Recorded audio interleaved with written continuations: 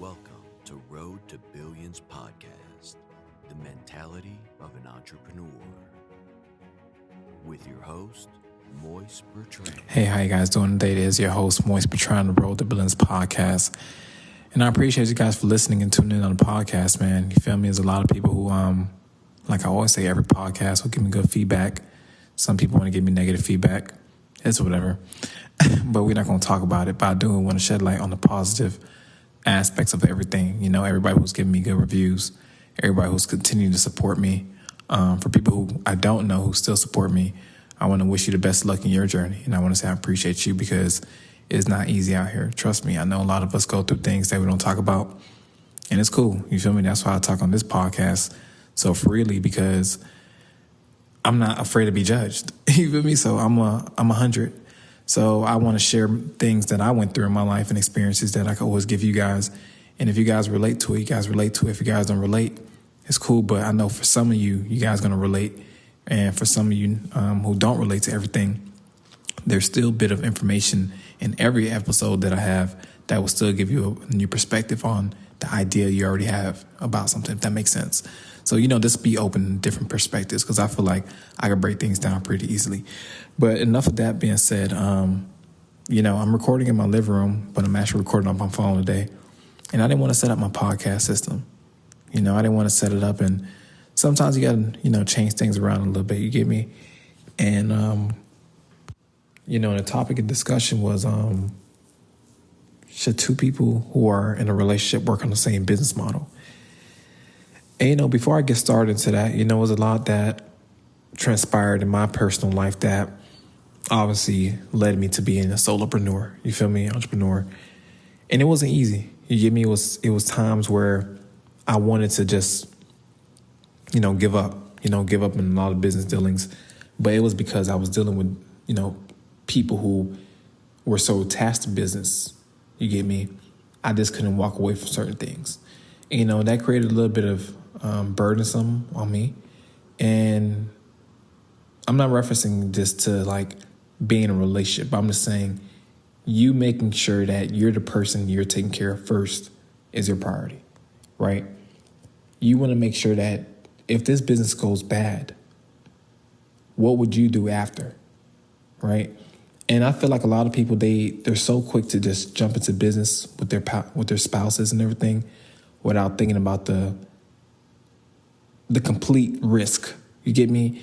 Like, if you're not a risk taker already, and I mean this with all sincerity, if you're not a risk taker, and all risk is high risk, get me? There's no risk that's lower than any risk. Like, people be like, lower risk is all risk. You get me? It just sounds good.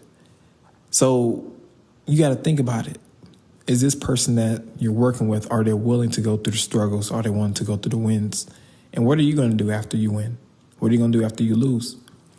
And I feel like if you're going to go into, you know, business with your spouse, there's a lot of things that need to be said, right? Which is, who's going to run the business? You know, who's going to be the person in charge of the finances? And on the other person's end, what their roles and responsibilities are. Because don't get it confused. Business is a beautiful thing when you're working with someone you love, right? But I don't think two people share the same passion. You know, as bad as we want to say, yeah, we have the same vision for everything, their vision and your vision may be two different visions, right? Their passion and your passion may just be the same thing, but not exactly the same way, right? Like, you might have a passion for real estate, and this person has a passion for real estate, but they just want to be a realtor.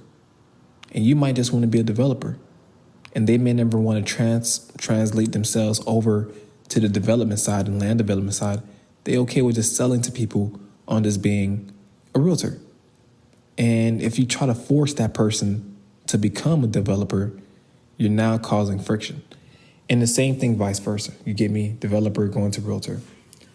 And I feel like a lot of people, they underestimate the first and foremost the power of two minds, because that's a beautiful thing when you have two minds there collaborating on the idea that is a spiritual thing, because you got to be aligned to have the same vision. And for number two, You got to believe, right? So you got to visualize, you got to believe. So one thing can't be without the other, right? Both people have to be on the same frequency. So now you're relating to another person, right? So what I'm pretty much saying for this first part is when you're working with someone in anything, spouse, boyfriend, girlfriend, husband, wife, you have to really ask them, what is it that you really want out of this? What do you see this in the next 5-10 years, right?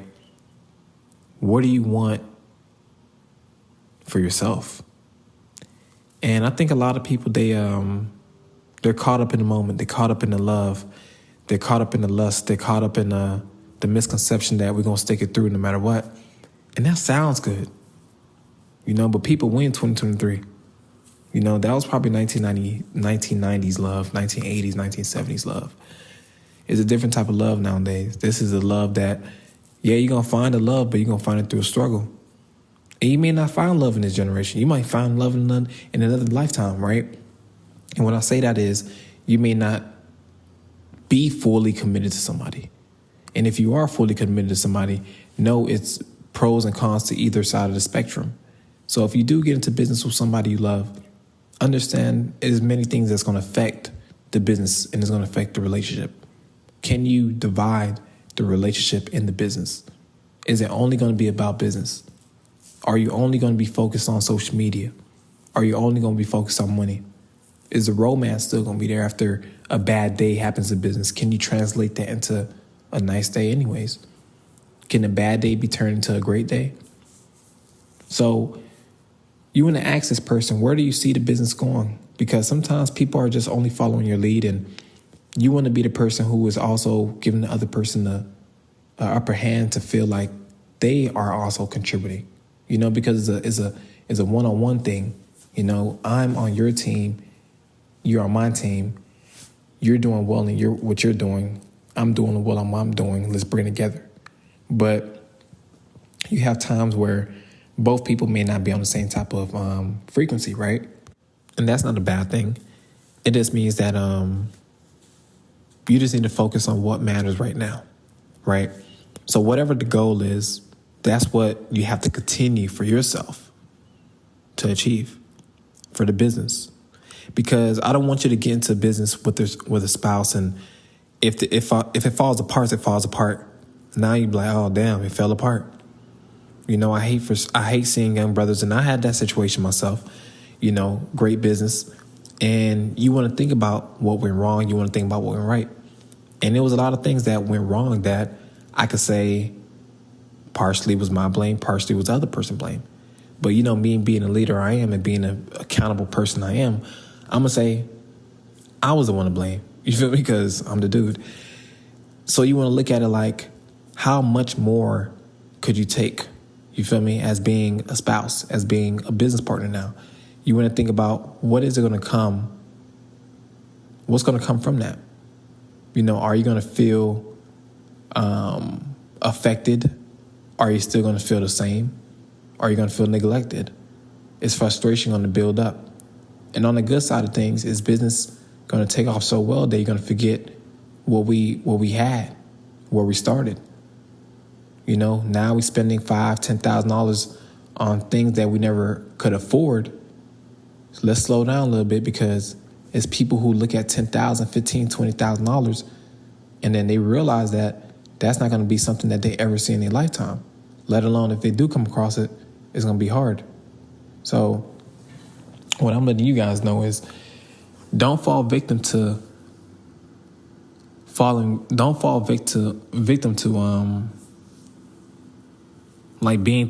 being oblivious, right? Let your partner know, hey, listen, I'm trying to become this person, and this is where the business could take us. I want you to understand whatever person you're trying to become, I want you to operate at the highest frequency.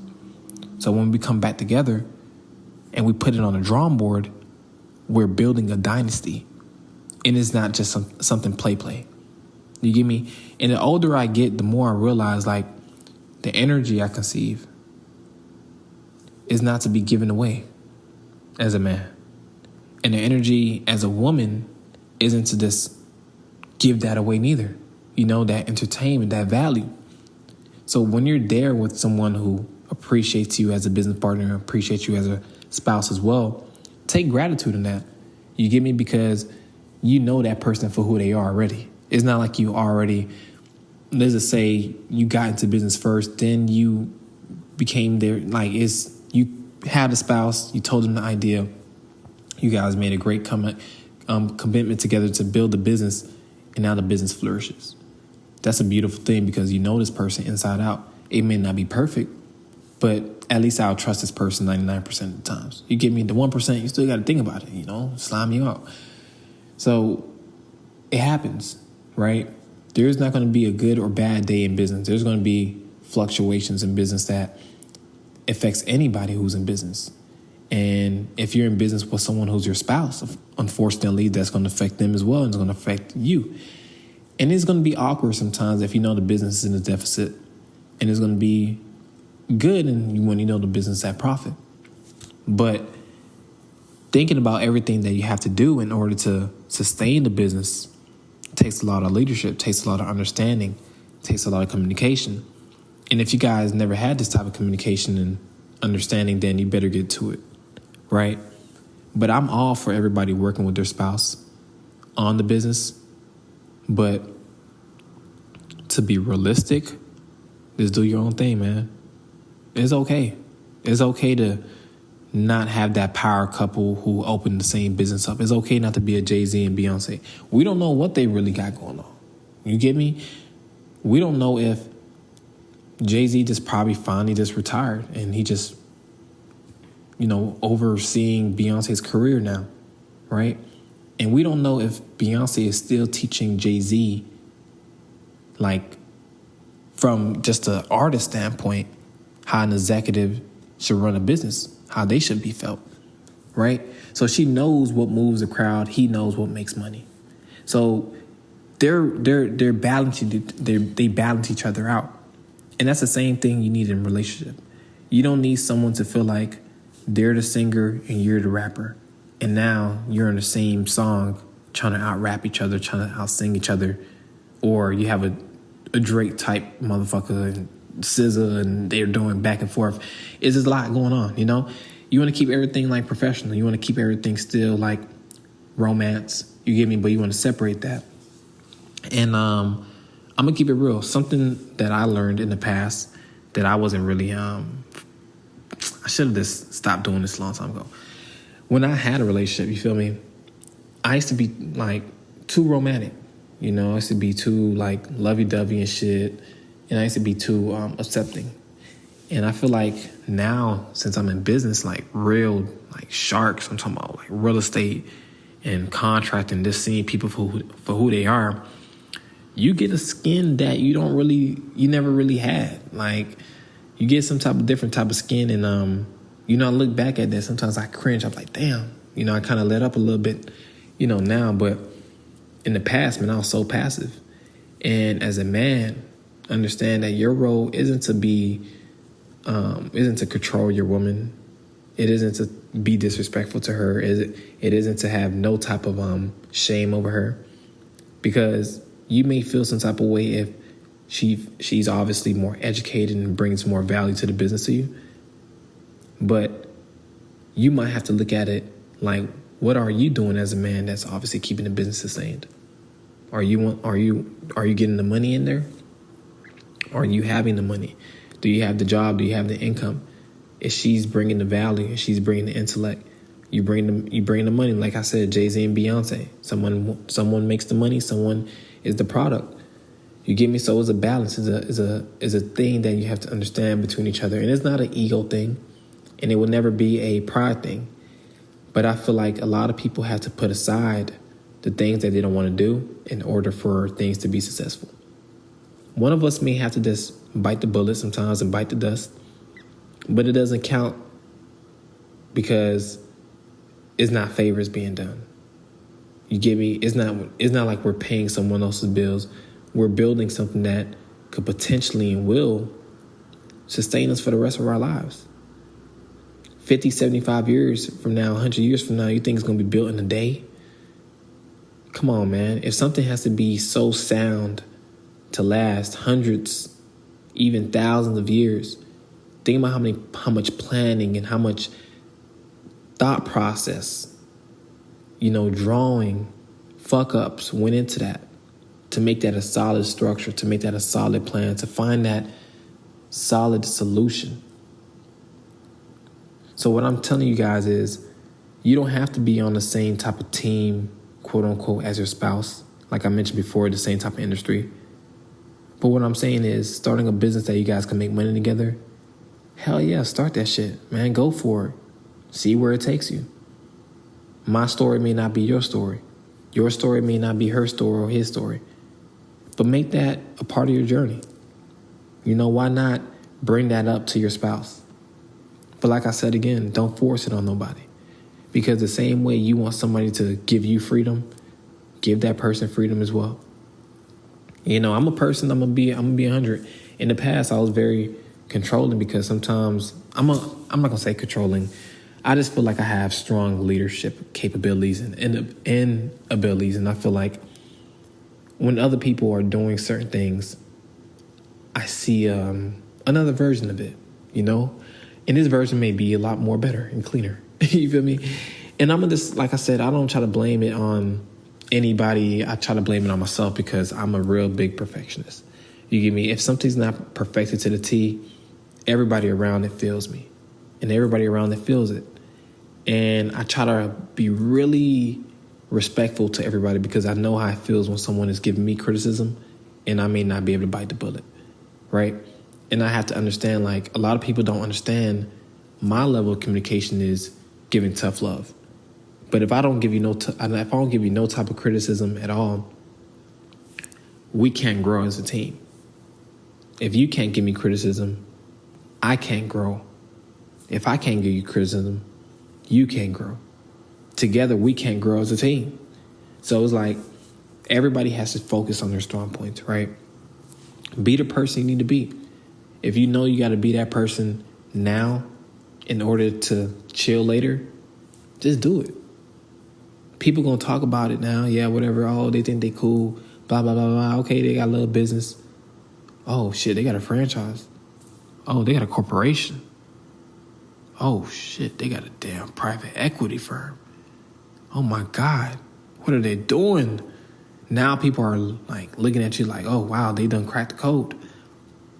But it's going to start from a simple, hey, do you want to hear this idea? And I'm telling you guys, millions were made, billions were made. Think about how many couples are well off right now. And we don't know them. There's plenty. Not everybody had that successful business, right? When I say successful, I'm not talking about millions. They probably could have cashed out $70,000, took that $70,000, and that's success to them, right? That's success to me anyway. 70 bands is still a lot of money, shit. 100,000, millions, you get me? But what I'm saying is everybody doesn't have the same type of success. Everybody doesn't have the same type of goal, right? They probably wanted to do a meal. They probably got 70,000 out the business. They probably only put in a few thousand. They won. Anything that you feel like you could do for your spouse to elevate their life, to elevate your life, do it. And if it doesn't work, don't look at it like it's their fault. Don't look at it like it's your fault. Look at it like a learning experience. Take accountability for it. Take accountability for what you feel like you could have done better. What you feel like, okay, next time I'm going to do this and this and that. And then you come back to the drawing board. And if it doesn't work, it doesn't work. But always remember, you guys, dreams are not nothing until you actually put them on paper. And once you put a thought to paper, it then is going to manifest into reality. But you got to follow the steps. You got to believe that whatever's in your mind is going to come to fruition. So if I see a Lamborghini Urus, all black, matte black, pushing down LA, Atlanta, you feel me? And I write it down. And I see it, and I have it around, and I have it everywhere, and I see it every day, and I'm manifesting, and I smell the Lambo, and I can feel the texture of every type of leather in there. The slick cloth, you feel me, in between the cushions. The perfected, stitched gears, put it on paper, man. I'm just fucking with you guys. You know, I just got to blab a little bit before I end the podcast. But anyways, yeah, check out the other episodes, man. I appreciate you guys for listening to Roll the Billions podcast. It's been an amazing journey. It's like 1 a.m. right now, but it is what it is, man. I just love you guys, and I just love talking to you guys. So take care, and we'll talk soon. Appreciate you.